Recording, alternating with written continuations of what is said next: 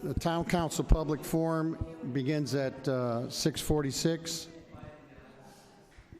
First speaker is Lisa Kozak. Lisa, please come forward and state your name and where you live. Thank you.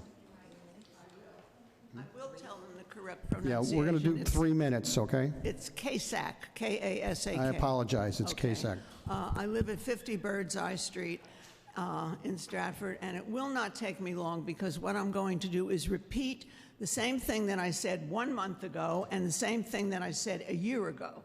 Unfortunately, the people that I spoke to last month and a year ago are here tonight. I don't think Mr. P was here last month when it happened. But we'll start with Birdseye Street, okay? If I go all the way down Birdseye Street to Honey Spot Road and turn right on Honey Spot Road, and I'm going to go under the overpass to get onto 95 South, it's dark at night. There are no stripes. There's no yellow stripes. There's no white stripes. There is nothing. I said it to you last year, and then last month I said it. You cannot see where you're going. There's no sign that says 95 South. So that's something that absolutely should be taken care of. Okay, the second thing, I believe the gentleman standing in the doorway, I mentioned last week that there was a car parked right on the public part of the grass right across the street from the Elmwood entrance to the condos that I live in, the red brick condos on Birdseye Street. There was a boat there, and I think I told him about that, a boat with the for sale sign, not on the people's property, but on the grass. The boat is gone. But there's been a car there for over a month. I guess someone said something to the people, there's a for sale sign. The car was moved to this way, to that way. Now it's this way. And of course, wherever the car is parked, the grass dies. So they moved the car, and those are the two things I wanted to say. This is the third time I've said them. Thank you. Thank you. The next speaker is, I'm going to spell it, M-I-L-A-D-Y-S. Miladies. And then state your name and your address, please, and keep it to 3 minutes. Thank you. Okay, this will be brief. My name is Miladies Cruz Fisher, and I live at 114 London Terrace. I and a few of the ladies that are present here today are hoping to put together a kind of like an organization, a town organization that in an effort to focus on a Stratford Uplift initiative.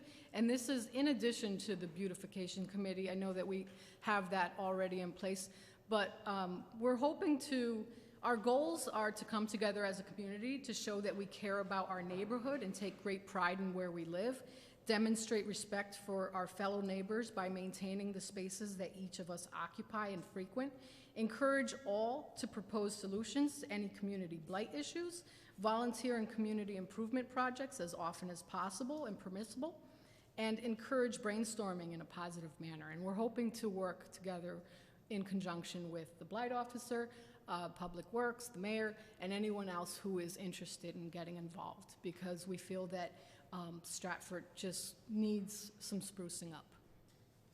Thank you. Thank you, ma'am. The next speaker is Daniel Remkunis. Please come forward. Good evening.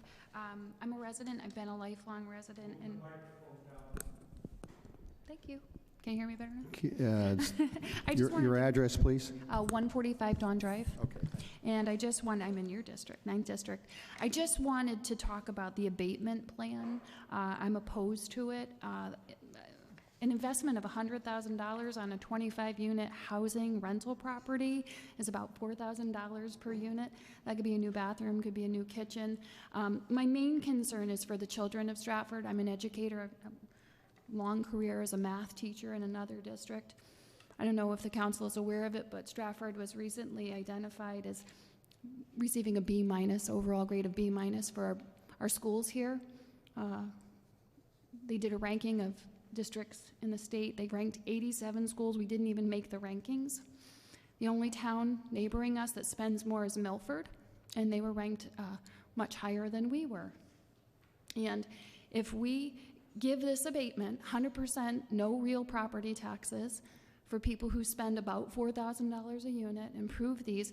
If every one of those units has one kid, we're looking at an increase in cost to our budget of about $350,000. If these owners aren't going to pay it, who is? Are you going to raise our taxes so that somebody can get a free tax-free rental income for a number of years? Or are you going to deprive our other students who are already struggling and take money out of the budget to educate them, to educate kids moving into the district? Having been a lifelong educator, I can tell you that there are challenges in educating transient students. There are problems that are just endemic to that population, and it's a tremendous draw on resources. So if we give this wonderful incentive to someone who only has to spend $100,000, what is it costing our children? So as an educator, as a parent, I can't believe that we would entertain the thought of doing that. And as a taxpayer, I can't. My taxes are already $13,000 a year. I can't. I've raised my children here. The schools did a wonderful job. My daughter is a woman working in a STEM field. She's an engineer. She got a great education. I want to preserve that for all of Stratford's children, that opportunity to have a quality education. And I see this abatement as depriving our children. And that was all I wanted to say. Thank you very much. Thank you. The next speaker is Alan Llewellyn. Alan, please come forward and give us your address. Good evening, Mr. Chairman, Town Council persons. Alan Llewellyn, 949 Huntington Road.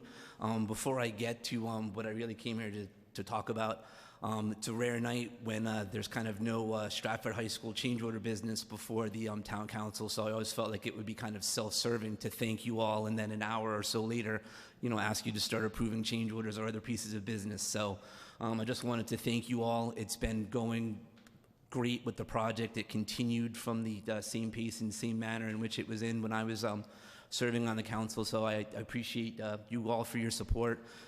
Councilman Poisson, it's been continued goodness working with you with the Building Needs Committee. Again, primary reason why I'm here tonight is to talk about the steps room, or room 8 up at Chapel Elementary School. So there was a kind of a situation up there with one of the behavioral intervention rooms. They were using basically a full-size classroom for direct behavioral interventions. There were several incidents that happened up at the school last fall. And so I was kind of made aware of one of them, and it was a very, big cause of concern for me. I can send some pictures that I took, but basically, the room was not suitable for its purpose. I raised my concerns with that. Actually, came to a council meeting 3 days after I was made aware of the incident. Brought it to Mr. Timniak's attention, and I have a timeline for the chronology of events. But basically, I was sort of educated that it was, a good thing if you could in 2 years be made aware of a problem, find the funding for a problem, and then get that problem fixed. In this instance, this situation was addressed in a time period of 10 months. We, came to fruition last November. There was design work that was done through the winter. April, May of this past spring was the bid and award process. June 4th was the Building Needs Committee approval. June 10th is when you guys awarded the project. As of August 8th, it was 90% complete, and I actually observed the room myself August 28th before school went back into session. So that room that you're looking at the pictures of, here's the actual pictures and directives that were part of the design package. And at the end, the one large full-size classroom was basically turned into a vestibule and 2 specific purpose behavioral intervention rooms.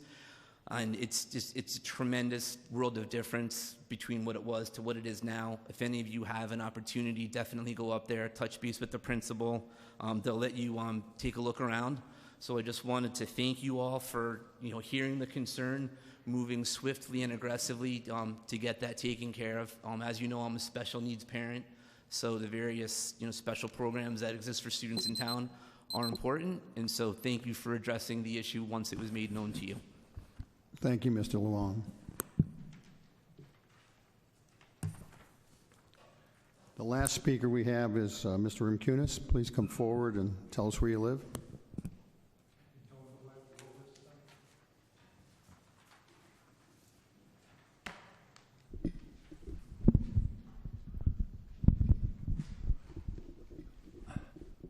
Good evening, ladies and gentlemen. As you know, my name is Walter P. Rimkunis. Reside at 425 2nd Avenue, Lordship, Stratford, Connecticut. I missed a few of these meetings lately, so I have some questions and stuff. I'll ask. I know I'm not going to get an answer, but I'll ask anyway. I see what's going on in the streets. I see the signs out. It must be November's on its way. And the election is coming up. I also saw the other day, I see it disappeared. I checked it out today. There was a sign over there on Elm Street that said, no sale of the sewage treatment plant. Is that in the process, or is that just something messed up? Are they in the process of trying to get it again? No, there must be a sign from 4 years ago. Okay, thank you. Can I get somebody to give me the status of the airport relocation of 1129 runway? I've been unable to get to the meetings, and I'd like to be brought up to date on that if I can. Number 4, something dear to my heart and my wife's, our Shakespeare Theater. What happened to the monies that the town received from the insurance? Is that put in a separate fund, or does that go into the general fund for the town? Or is any of this monies that are being raised using the Shakespeare name all just going into the general fund, or is it put on a separate thing for Shakespeare? Question. Okay.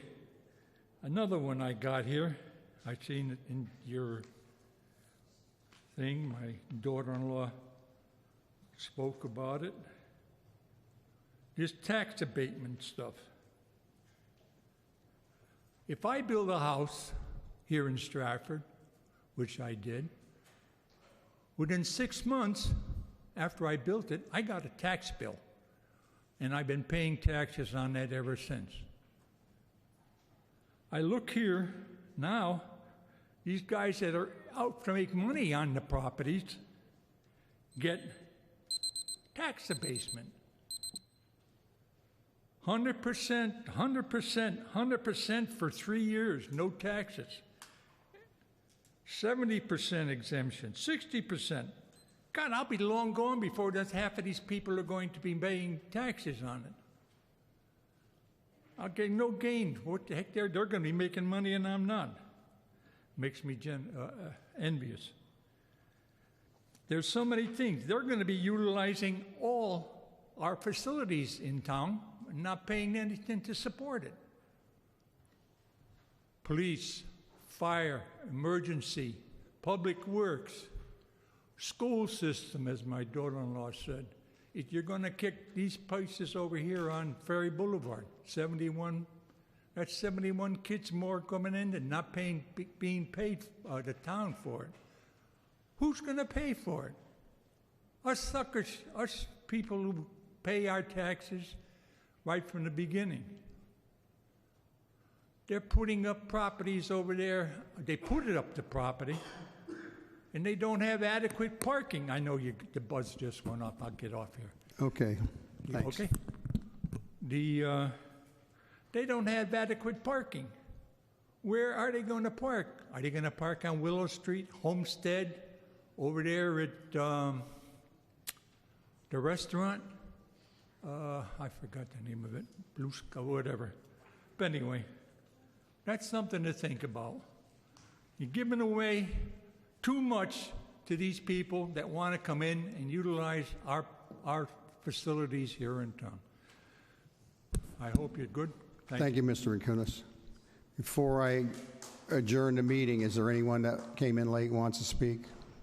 If not, we'll close at 7:01.